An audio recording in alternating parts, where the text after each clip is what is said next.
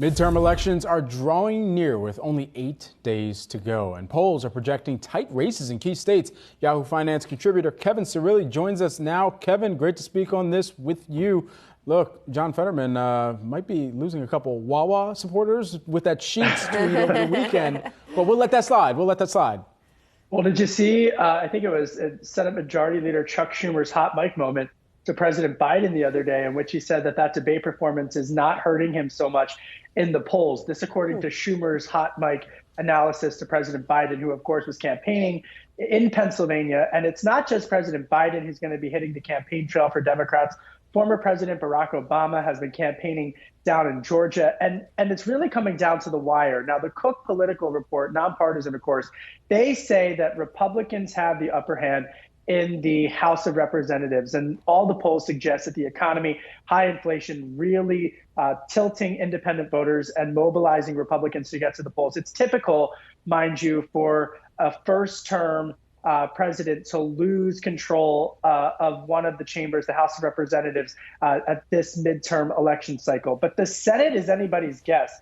And New York Times Siena has a new survey out in key battleground Senate seats. Remember, 35 Senate seats are up for grabs this cycle. 12 for Democrats. Democrats are defending 12, and 23 for Republicans. In Arizona, Mark Kelly, Democrat, leading Blake Masters, 51 to 45%. In Pennsylvania, Dems up 6. Fetterman leading Oz, 49% to 44%. Those polls are tightening. In Georgia, Dems up 3. Raphael Warnock leading Herschel Walker. We all know the scandals that have been plaguing the Walker campaign, 49% to 46%. But in Nevada, a complete political deadlock. Incumbent Senator Catherine Cortez Masto neck and neck with her Republican challenger, Adam Laxalt, at 47% apiece. So again, the Senate and control of the Senate right now hanging on Vice President Kamala Harris having that key tiebreaker vote. But it's really anybody's guess how this comes down in just a week from tomorrow. But I do want to note, this is important and part of a larger historical trend here in the United States. More than 20 million Americans have already cast their ballot as a result of pre-election voting. 46 states are already accepting votes. So again, early access voting before pre-ballots, all of that is having an effect here as well.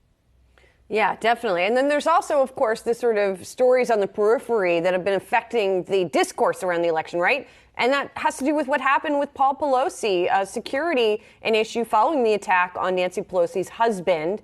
What is the latest that we know there? Because there's also been, as we know, some misinformation out there. Some new developments in terms of where this security case is now leading. We're expecting for an arraignment to happen sometime early this week in San Francisco. Her accuser, Paul DePape, is set to be arraigned later this week on multiple charges, Julie, including attempted homicide. Over the weekend on the Sunday show, Senator Amy Klobuchar speaking to NBC News' Meet the Press, in which she called for additional security for elected officials and their families. Now, this is something that, quite frankly, has been discussed on behalf of both parties in recent years as political violence in America has increased. And there could be eventually a tiered system. So Klobuchar suggesting that if you're not in line to succession of the president of the United States, that perhaps your family would be able to work with local security officials or local municipality officials. But it has reopened this broader discussion about security for elected officials, one that we saw percolate after the January 6th attack.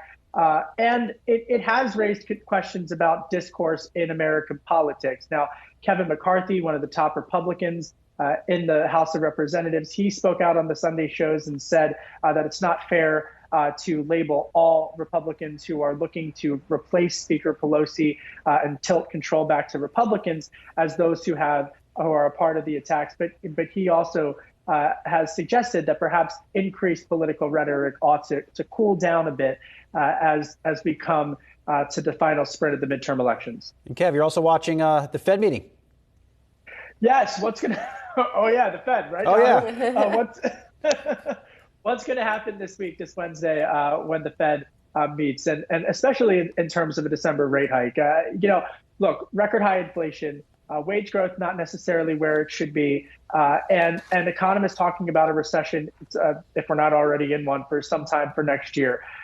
When you juxtapose that from my neck of the woods here in Washington, D.C., with what policymakers are going to be forecasting after the midterms in a lame duck session, for example, it's going to be anybody's guess to see just the path that lawmakers in both parties take to try to get out of what feels at this point like an inevitable recession. Well, Kevin, pop culture and sports culture are using a different recession indicator. That is the Philadelphia Phillies here, 1-1 right now.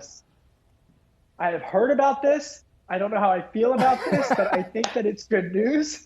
I also want to say that I'm wearing my Eagles green because we are still undefeated. Fly, Eagles, fly all the way. Kevin Cirilli, we appreciate the update here. We're going to check back in throughout the World Series as well. You bet it.